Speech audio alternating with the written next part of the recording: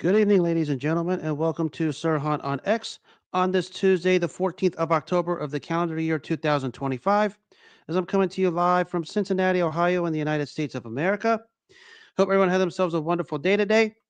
Lots to get to here tonight. Uh, Quick programming reminder, once again, day after tomorrow, the show will be live from Cincinnati to preview the AFC North clash between the Pittsburgh Steelers and the Cincinnati Bengals.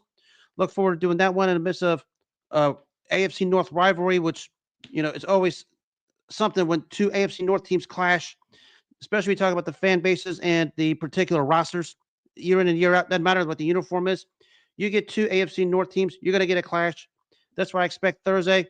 The show will be there live to do a live 30-minute preview outside the banks of the Ohio River in downtown Cincinnati. Hope everyone had themselves a wonderful day today. As we get right down to it, it's the Monday night recap. I'm going to recap the two games that took place last night. Little odd in many circumstances, both all the way around, because a lot of out of character when we talk about how teams won and how teams lost. What does it mean moving forward? Who knows? We'll start what took place in Atlanta.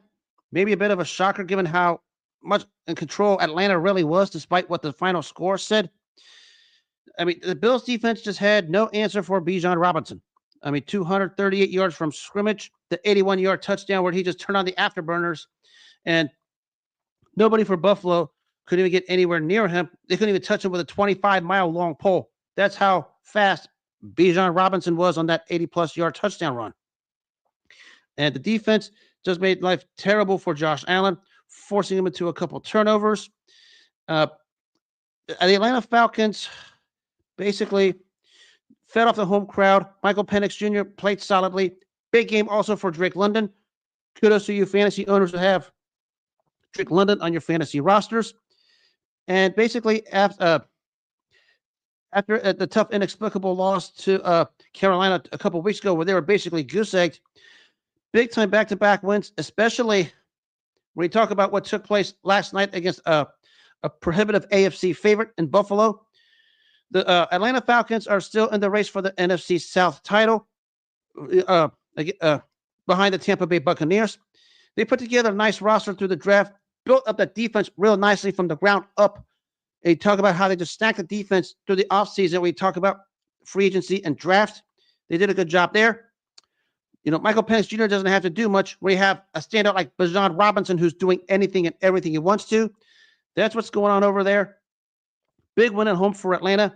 Second straight big win after what took place a couple of weeks ago in Carolina, where they were basically just no-showed and goose-egged. Now for Buffalo, they predicated themselves on balance since they brought Joe Grady, the one-time offensive coordinator at LSU. And seeing the last couple of games, they turned back to being the Superman Josh Allen, and we know what that means at the end of the day. And it happened again. The couple turnovers, especially the red zone interception late, which basically sealed it. And we talk about James Cook. He did have 5 yards of carry, but in a chance to actually do something, they went away from him. Josh Allen went Superman, and it basically cost him the game. And the defense has absolutely showed up for the most part, especially that secondary, albeit they're shorthanded with key guys out. But it's inexcusable when you're supposed to be a prohibitive favorite to come out of the AFC, and many thought who probably the king of the AFC East. And of course, there's still a lot of football left to be played.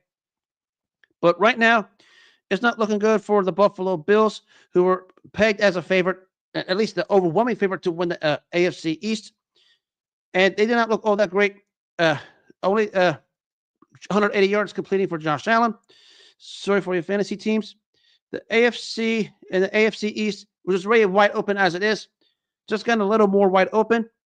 And the Bills better watch out because there's that team in Foxborough called the New England Patriots who are just rolling right now, and Drake May is as good as anyone at the quarterback position. So, but maybe at the end of the day, this is who Buffalo is. They put all the talent they want. They draft not all that great. They took Keon Coleman, which was a very suspect pick at wide receiver. He's basically not turned up the way they wanted to. Now, of course, let me remind you, this is a franchise that forked out a boatload of draft capital to get Stephon Diggs. And one of those guys that they could have drafted instead of trading for Stephon Diggs was this fellow Minnesota named Justin Jefferson, which was one of the draft picks Buffalo sent to Minnesota for Stephon Diggs. And the rest is history at that point. Really, I said all along, the real end came in 2022 when they were pounded on their home field by Cincinnati. Even though they did manage to go to the divisional round of 23, lose to Kansas City in the AFC title game last year. Basically, a flaw was exposed, you could probably say, in that playoff loss to Cincinnati, simply because they were basically a team when punched in the mouth, they don't know how to answer. And it basically reared its ugly head again last night. And you have your odds favorites, you can have your paper favorites. Doesn't mean anything until the play is on the field. And we talk about what's happened to Buffalo the last 5 playoff runs, 4 losses to Kansas City and 1 to Cincinnati. It's borderline on underachiever status right now. And as great as Josh Allen is, and he's pretty darn great, no doubt about it. At some point, when you're going to hold it against him, the guy can't get over the hump against, at least Patrick Mahomes and the Kansas City Chiefs. That's still something we're going to find out down the line. There's still a lot of football left to be played. I know key guys missed last night's game in Atlanta for Buffalo, but it doesn't deter the fact that the last couple of weeks against the Patriots and the Falcons, they haven't played all that great. And even the couple of the wins, they haven't played all that great either.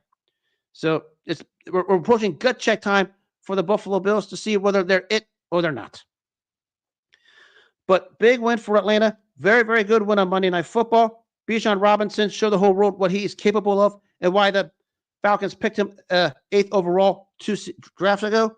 And he just escalated his game to a higher level. And a bit of a weird ending to this one last night. And, of course, this is a rematch of a weird ending last year.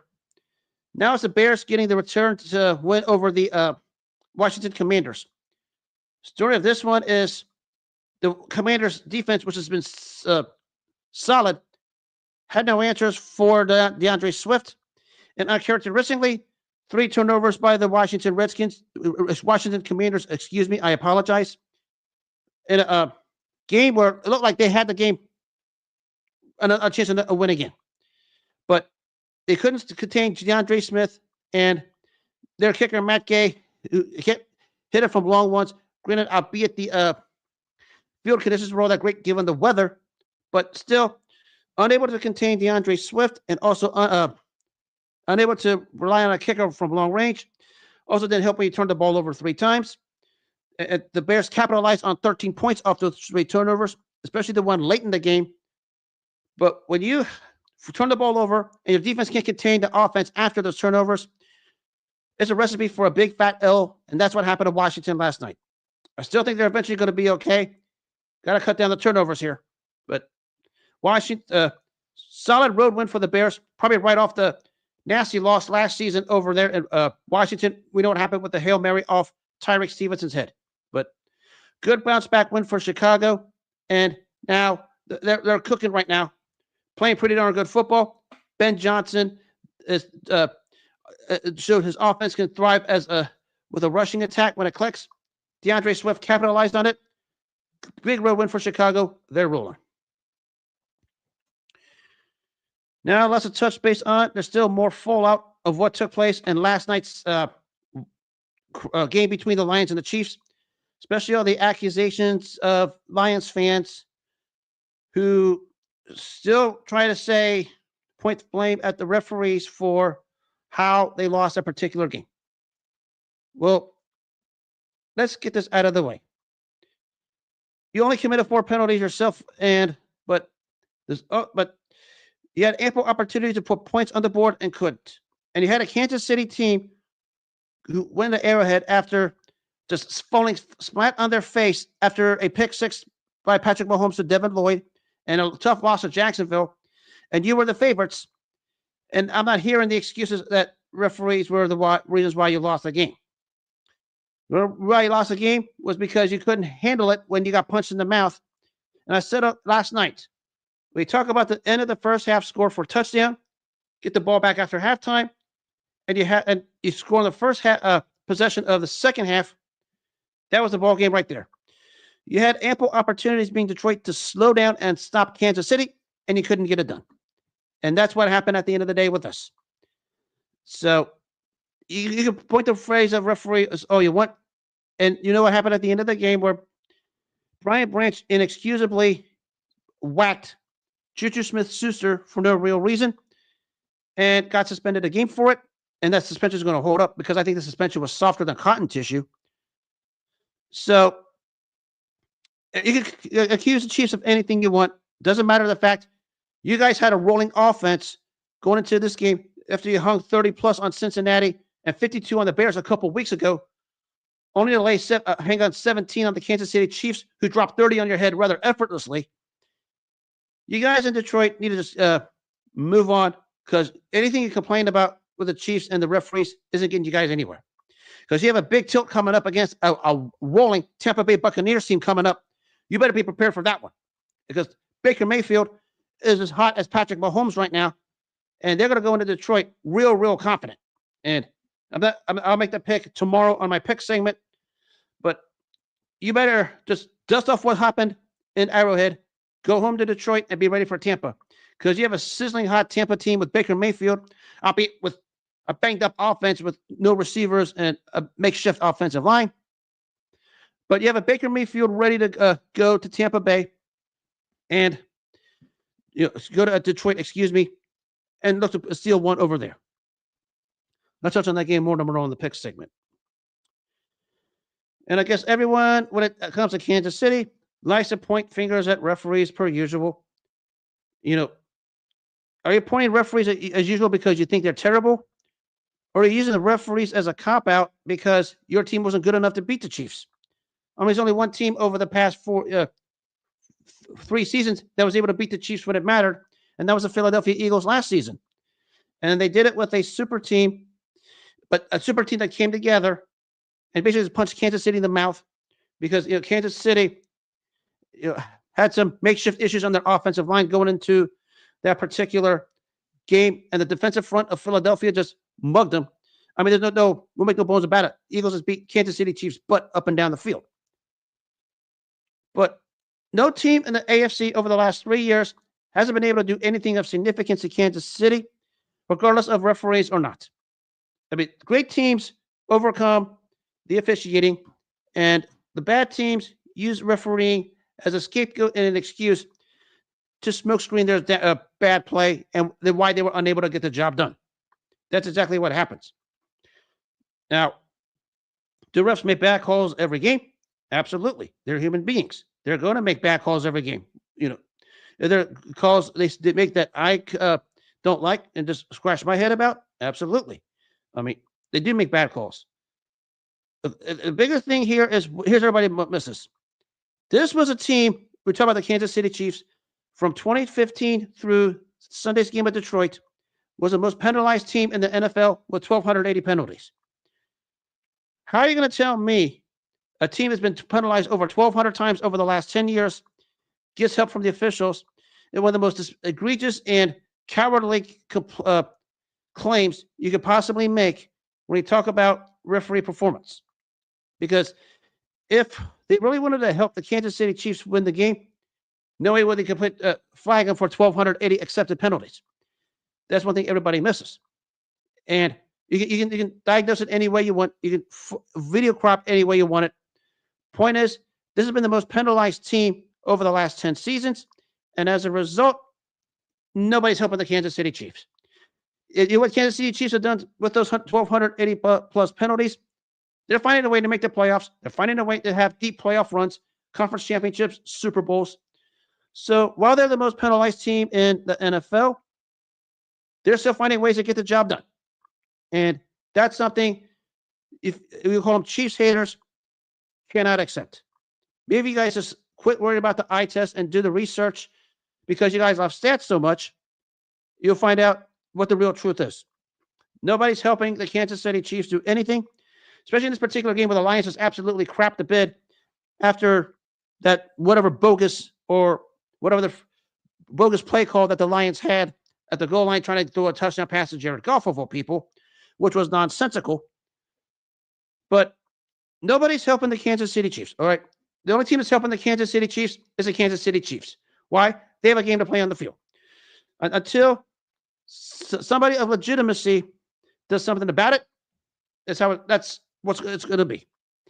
Simply put, they're the team to beat in the AFC. Teams had opportunities to take advantage of this and fail to capitalize, especially when you talk about teams like Buffalo, the Chargers, and especially the Ravens. And we know what happened to them in Baltimore all of a sudden. Now, they're only a game back of everything. And talk about the top, the division lead and the playoff seeding. Granted, it's only 6 games. I don't know why people are talking about playoff seeding right now. But Rashid Rice is coming back. He's officially back now because it's day 2 after his suspension. And I expect him to hit the practice field going full when it comes to that lineup tomorrow. This offense is about to get real nasty. I mean, they had 2 statement wins in the last 3 weeks when they talk about beating Baltimore and Detroit. And the referees didn't help the Kansas City Chiefs win those particular games. They won the games because they have the foundation, and as a result of that foundation, they're winning games, and as a result, they're going to just roll from this point forward. I wouldn't bet against them winning or running the table because of how bad the AFC is right now, and it's quite bad. And not to mention, they got to play the rest of the NFC East, which is Washington and the Dallas coming up here soon. Washington's still hit and miss. And after how Dallas laid an egg in Carolina, expect a walkover for the Chiefs when they go to Jerry's World. That's what I expect moving forward when you talk about the Kansas City Chiefs. And this claim of the referees helping out the Chiefs win games is absolutely one of the most despicable, cowardly, and ignorant claims you could ever make. It's simply because your team wasn't good enough to win the game and put them away. And we heard the crying, especially from the fans in Buffalo and Cincinnati, the 2 worst fan bases when it comes to crying about officiating. They don't have a leg to stand on. And as a result, they can just keep crying because nothing's going to change. Until somebody in the AFC knocks off the Kansas City Chiefs from the pedestal, they're still the team to beat. They were the team to beat when they went 0-2, went 0-2, and then eventually 1-3, and then eventually 2-3, and they still are. And it's going to be that way until something happens. Some of you guys need to grow up a little bit. Referees don't do anything. I mean, you see what you want, do what you want. It doesn't matter. Results are what matters. And if you're talking about a team that's been penalized over 1,200 times over the last 10 years as getting help, I think it's you guys at the end of the day that need help and check for CTE. Now to the world of boxing. And it was 38 years ago today at Caesar's Palace in Las Vegas. This was the battle for one of the middleweight championships between Frank Tate and Michael Olajide. The story of this one is when the middleweight division in the championship started to go all over the place after Ray Leonard beat Marvin Hagler. And of course, we know what happened to Marvin Hagler after that, going into retirement. So we enter this phenom who was a 1983 National Golden Glove champ and the 1984 Olympic gold medalist who originally was training out of the Kronk Gym. His name was Frank Tate. He was a part of arguably the deepest Olympic team in boxing history. We talk about the 1984 Olympic team in Los Angeles that included guys like Mark Breland, Tyrell Biggs, Pernell Whitaker, Mildred Taylor, Evander Holyfield, Virgil Hill, among many others. So he gets his title shot against Michael Olajide, and Olajide known, of course, for the wild silk style 1980s, 50 layers of gel, 30 layers of curly Qs on his head, of course, a curly Q on the front of his head. But that did not translate much to him as his fighting career, because when you talk about this fight that took place 38 years ago at Caesar's Palace, it was an exhibition for Frank Tate. Floored Michael Olajide twice with a 1-2, which is his bread and butter, the perfect jab right hand, and he was real good at it. And in his career, he timed it perfectly. I mean, if you want something to watch, Google his fights in 1991 against Greg Everett and Andrew Maynard. Touch on that here in a second.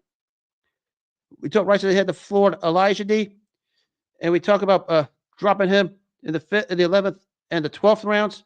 That basically it was the end game because Frank Tate just had that fight under control, did anything and everything he wanted to. Olajide just had no answers, and Frank Tate goes on to win the vacant world middleweight championship.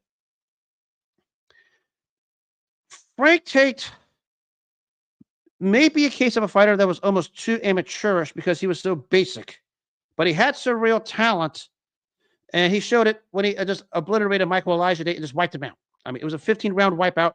As I said, he floored him twice. Had a couple of nice, had a nice title defense over a well-respected British fighter named Tony Simpson. And of course, 2 fights after that, lost to the standout Michael Nunn at the same Caesar's Palace in 1988.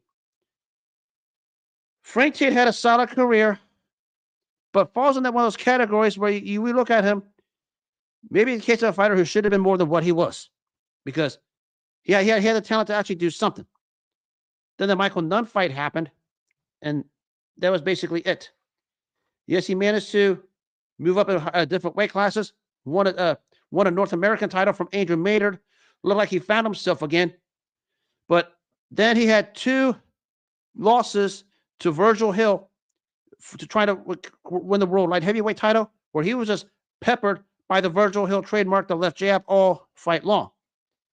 And that basically, and after the second fight, it was basically all she wrote. Frank Tate was a very good fighter, a very, very solid fighter. Maybe I said the one thing with him, maybe he was a little too basic when you talk about the 1-2s, but it did manage to get him some solid, very, very good wins in his career.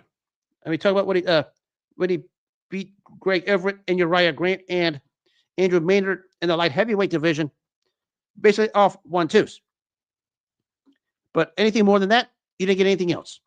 That was what Frank Tate was at the end of the day. Very, very solid fighter, and tough loss also to Lindell Holmes in there. I'll throw that as on the top of it. Complex to talk about because I wouldn't put him on the what could have been fighter simply because he managed to win a world title and stayed on the straight and narrow outside the ring. He didn't do anything like some of the other ones did. Never got involved in alcohol or drugs or anything I can remember. But maybe just a case of a fighter who was a bit too much of an amateur. And we got a chance to go to the next level when he fought Michael Nunn. It was all she wrote. And of course, 6 years later, he tried twice more against Virgil Hill. Lost to Hill the same way he lost to Michael Nunn, where he was completely overwhelmed and outskilled. But he was a very, very solid fighter. His 1-2s were as good as anyone who put the 1-2 at that time. I mean, the guy won a gold medal, so he did something right. But as a pro, on his way up, then Michael Nunn and Virgil Hill happened, and it was all she wrote. A solid fighter who hit his peak 38 years ago today at Caesar's Palace when he beat Michael Olajide with his 70 layers of gel, his 40 layers of curls to win a unanimous decision. But it was also the end game of Michael Olajide. Yes, a year later, he had that back and forth knockdown, drag out fight with Iran Barkley on NBC with Marv Albert and Freddie Pacheco, which was a terrific fight, probably the fight of the year. But other than that, was basically nothing at that point. Did manage to fight again for a world title in 1990 against a faded Thomas Hearns. Lost a unanimous decision where he offered nothing on that night. Still a solid fighter himself out of the north of the border from Canada, but never panned out. And basically, he had his shots against Frank Tate, didn't get it done. So it's Frank Tate who hit his peak 38 years ago, winning the middleweight championship after the Marvin Hagler era basically ended, because we know Hagler just basically retired after the Leonard loss, winning the middleweight championship from Michael Olajide, making one successful title defense, but losing it to Michael Nunn. Still a very, very solid, pretty darn good fighter. Case of fighter, maybe a little too basic. Should have been more than what he was, but still a pretty darn good fighter. If you don't know how to throw the 1-2 with perfection, watch Frank Tate do it. I can point to this fight and his fights against Greg Everett and Andrew Maynard as 2 of them as to how he threw it, because the 1-2s were right on the money. And we're going to have a real intriguing one I'm about to talk about here, because someone brought it up. I'll go ahead and talk about it for you. We're going to talk about a fight that took place exactly 36 years ago today. This fight took place in Seoul, South Korea. This was a fighter, they called him the Thai Tyson, Khaosai Galaxy. You got in English, you want to call it the English way, Khaosai Galaxy. If you want to call it the English, it's the real name pronunciation is Khaosai Galaxy. because in the foreign dialects, A is always A. He was in the middle of one of the longest reigns in the history of the super flyweight division. And in this particular night, he basically showed why he was one of the more relentless fighters in this division, stopping the durable one-time flyweight champion Choi Chang-Ho in 8 rounds to retain his super flyweight title in a reign of 19 successful title defenses. I mean, they called him Ty Tyson for a reason. I mean, you're talking about one of the more relentless lower weight class fighters out of the southpaw stance, had that straight left, was almost like how Mike Tyson just hit you with the left hand. He hit you, you're gone. I mean, the guy had a surreal knockout ratio himself. We pulled this out, 47 wins, 41 of them by knockout. That's why they called him Ty Tyson, because he was knocking guys out like Mike Tyson did. It's a real intriguing story when you consider this guy was if you guys know deep MMA or any kind of combat sports, was a Muay Thai fighter before he went into actual boxing out of the Phetchabun province in northern Thailand. And we talk about some of those fighters, out there in that far east part of Asia, Japan, of course, the Philippines with guys like Manny Pacquiao, Jerry Penalosa, and Nonito Donaire. Of course, Japan, China, Korea had some, especially the one who sat in the ring after getting beat up by Ray Mercer in that gold medal round. Khaosai Galaxy was just came out of the amateur ranks. It was basically in those weight classes an unthought of guy who just known for his power, and boy, he could deliver. He actually gained experience by watching tape of guys like Muhammad Ali, Ray Leonard, and Marvin Hagler. I mean, he developed his skills from watching them guys. Not much of an amateur background to think of, especially in those countries, because there wasn't much when they talk about amateurs, but relied on relentless pressure and toughness and that lethal straight left hand out of the southpaw stance that just floored you and put you out. And as he gained experience with watching tapes and getting in the ring, he found a way to polish his skills up and became a more complete fighter, learning how to punch in combinations.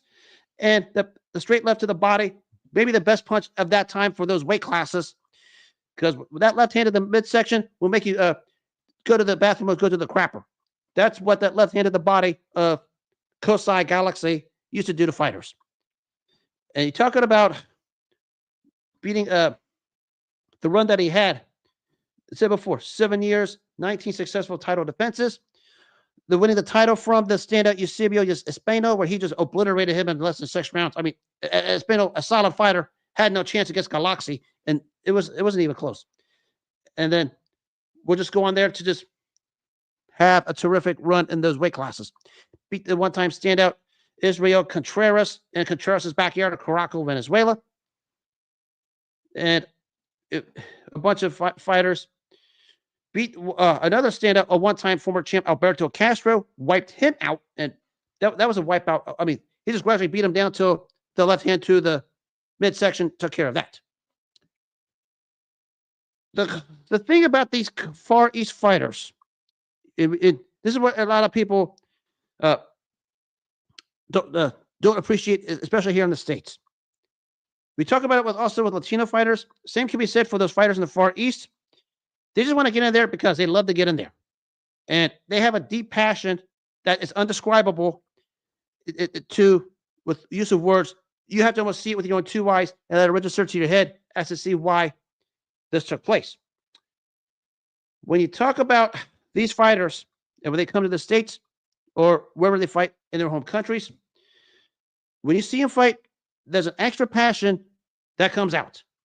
And I said a while back when Samasor Jadaron came from Thailand to the United States in LA to dismantle and break down Humberto Chiquita Gonzalez, it's an extra pride that the human eye can't see.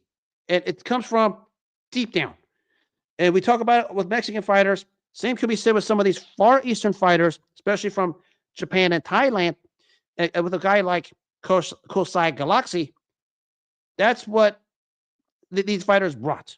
And I can point to a whole bunch of them in history. But maybe for that country, we had a guy like, even we had with a guy like Samar Zadaron, who, after what he did to Humberto Gonzalez, still, Khaosai Galaxy, aka the Tyson, but as a distinguished of the greatest Far East fighter, at least out of the country of Thailand. And we talk about 7 years, 19 successful title defenses at the 115-pound division, which is a record. A first ballot Hall of Famer, rated in the top 50 all time by Ring Magazine at one point. That should tell you what the respect and the greatness that Khaosai Galaxy, aka the Thai Tyson, displayed when he was in the ring. And there are YouTube documentaries out there on this guy. It's a highly recommend, especially if you know about the deep passion of the Thai fighters. And we talk about this guy's background. He basically just threw himself in there just for the sake of throwing himself in there. I mean, he basically wasn't afraid of anyone. Got out there, just roughed it up. But as time came around and his abilities started to show and was able to win world titles, he later polished his game, became better at his game, worked at his craft, and became a complete fighter. And we talk about winning the final fights, the final 40-plus fights of his career. I mean, he basically won out the rest of his career. I mean, no brainer. He just wanted that one out. That to tell you what Khaosai Galaxy was all about. And it was 37 years ago today at Seoul, South Korea, when he stopped the one-time fighter, one-time flyweight champion, Choi Chang-Ho, just crushed him because you weren't touching Khaosai Galaxy at that point. Just a terrific fighter. His favorite, he took his left hook to the midsection, the straight left out of the southpaw stance, known as the punch that drills intestines, because he knew where to hit you right there. And when he hit you, you wanted to go to the bathroom to the crapper. That's what Khaosai Galaxy was made of back then. Especially we talk about he won after his loss when he won the how he got the title. He was striking fear in fighters to where he was being ducked by champions. I mean, before he won the title, he was a mandatory to Jiro Watanabe in '84. Watanabe wanted no parts of him, so he basically said, here's a belt, I'm out. And Watanabe checked out. But it was how, because of that fear, that's how he got under the nickname, the Thai Tyson. Because, like, Mike Tyson somewhat used to do, this guy genuinely did it and just scared the shit out of you. Pardon the language. And when he did this to Chang-Ho, that's the epitome of who Khaosai Galaxy was. One of those little big men who packed a dynamite punch. And it said all along, it's not about how he hit you. It's the timing he hit you and where he hit you. And when you include the relentlessness of Khaosai Galaxy and that left hook to the midsection that, according to everybody, drilled intestines, you're going to be successful. Especially, we talk about body punching, which now has become a lost art. But back then, there was a premium on it, and Galaxy did a heck of a job putting the premium on body punching, especially that straight left that drilled you in the intestines. Just a phenomenal super flyweight out of the Far East. Definitely a Hall of Famer. A lot of people nitpick his career like they do everybody else. When we talk about everything he's done, I mean, well beloved in Thailand still. I mean, he still is. I mean, he was the politicians love him, private companies love him, and even for any boxing match that takes place in Thailand, they basically said you can attend the fight for free. It doesn't matter because that's what the legacy of Khaosai Galaxy was over there in Thailand. I mean, if you get free fights, you've done something right. I mean, look at the fight game today. Basically, all he has to do is show up at the gate. Oh, you're Khaosai Galaxy. Congratulations. You don't have to pay a dime. Come on in. Watch the fight. That's the legacy that he has in Thailand. A lot of intriguing stories out of the Far East fighters and real good ones. Maybe at that time, the premier fighter, and this is before we had guys like Naoya Inoue and Manny Pacquiao and Samar Zadaron came around. But for that time, this guy was a menace, men amongst boys. 7 years, 19 successful title defenses of the super flyweight title. And it was 36 years ago today in Seoul, South Korea, where he stopped the tough and durable Chang-Ho Choi, the one-time flyweight champ, in 8 rounds due to the punch that drills intestines to retain the super flyweight championship in the middle of a terrific run. Phenomenal fighter, just a terrific guy, class act out of the ring, still beloved in this country of Thailand and many of the Far East countries. I mean, they still love him. We just mentioned the name Khaosai Galaxy. Everybody will talk to you about it. Shout out Jason Sweet. Long time, long no see, my friend. I hope you're doing well. And, you know, I've said this. Here's the thing that I lose with the American fight community. And it loses out a lot. Everybody here wants more. And we talk about the Far East fighters. And when they get to that point, instead of just begging for more, they cherish the moment. And Khaosai Galaxy out of Thailand was one of those guys that cherished the moment. And when he got the nickname Thai Tyson, he didn't let it get through his head. He just went around his business. I mean, we hear the American fight community, we're filled with morons and cowards, want more and want things done a certain way to where the American fight game has become a complete turnoff. And we see the stories of fighters like this in other parts of the globe, especially today when you watch guys like Naoya Inoue and Alexander Usyk. You know, they just fight just for the heck of it. They didn't care about, stipulations. They didn't care about weight clauses. They didn't care about, glove types or rehydration clauses or whatever. They're just fighting to fight. While the American fight community and the American business of boxing, which has basically just become a complete turnoff to the public, wants everything done in a certain way that just rubs the public off the wrong way. And it's basically why boxing in America, you can probably say, I won't say died, but it's on its last super leg on life support after the so-called super fight of September 13, 2025. We know what that so-called super fight was. And guys like Khaosai Galaxy and the ones I mentioned, Usyk, Inoue, and even a Manny Pacquiao in his day, they didn't even give a card about stipulations. They didn't even know where they fought. I mean, they could have fought over there. They could have fought over here. They could fight on the moon. They could fight in the backyard. They could fight inside a porta potty. It doesn't matter.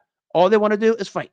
Well, Americans and American morons and cowards in the American fight community want things done their way. And that's why, because of it, the American fight game has been a turnoff. It's just sort of sad. There's other venues you can watch fights. But maybe instead of just complaining about it, just find a channel and watch and shut up. Okay? Newsflash, shut up. Just watch the fights if you're a fight fan. Quit worrying about whether it's taking place in the States. Quit worrying about where it's taking place in Mexico and Canada. It can be taking place in the moon. It can take place on the roof of my house. It can take place on the other side of inside of a phone booth. It can take place in the pearly gates or in the flames of hell. It doesn't matter. Just enjoy the fights. Quit worrying about all the details. Quit pocket watching. Quit worrying about location. Quit worrying about stipulations. You want to see the fights? Just watch it. Don't worry about anything else. I swear the American fight community has tons of growing up to do. And I mean tons. Far from the days when I covered it, when we had, the Four Kings, Julio Cesar Chavez, Pernell Whitaker, among many others. Of course, the heavyweights in the 90s like Buster Douglas, Evander Holyfield, Riddick Bowe, Lennox Lewis, Tommy Morrison, George Foreman, Larry Holmes, just to name a few. They didn't give a darn about all of that. They just want to go in there and just fight and put on a show for the fans. I mean, they didn't care about stipulations. They didn't care about, weight cutting. They didn't care about resumes. They just cared about getting in the ring and just show the whole world why they're men. And the American fight community has ruined it. Bad. And on that note, that'll wrap up this edition of Sirhan on X. I will be back tomorrow night. Programming reminder, it is Thursday night. I will be live from Cincinnati along the banks of the Ohio River, as I will do a live 30-minute preview of the Pittsburgh Steelers and the Cincinnati Bengals. Good AFC North clash. I'll touch on a little bit of that tomorrow night. And if you missed this show or any of the other shows, you can catch the audio versions on the Apple Podcasts and iHeartRadio apps if you have those on your mobile devices. And if you're more into the video version of it, you can catch it on the Spotify app. And as always, make self-care your number one priority in all walks of life. You take care of yourself first, all the good things will come your way. Focus on you, take care of you, good things will come. However, if you don't take care of yourself first, nothing else matters. Something I'm learning as I'm going along in this walk of life. And on that note, have a good rest of the night. Take care of yourselves. God bless. And I will see you tomorrow.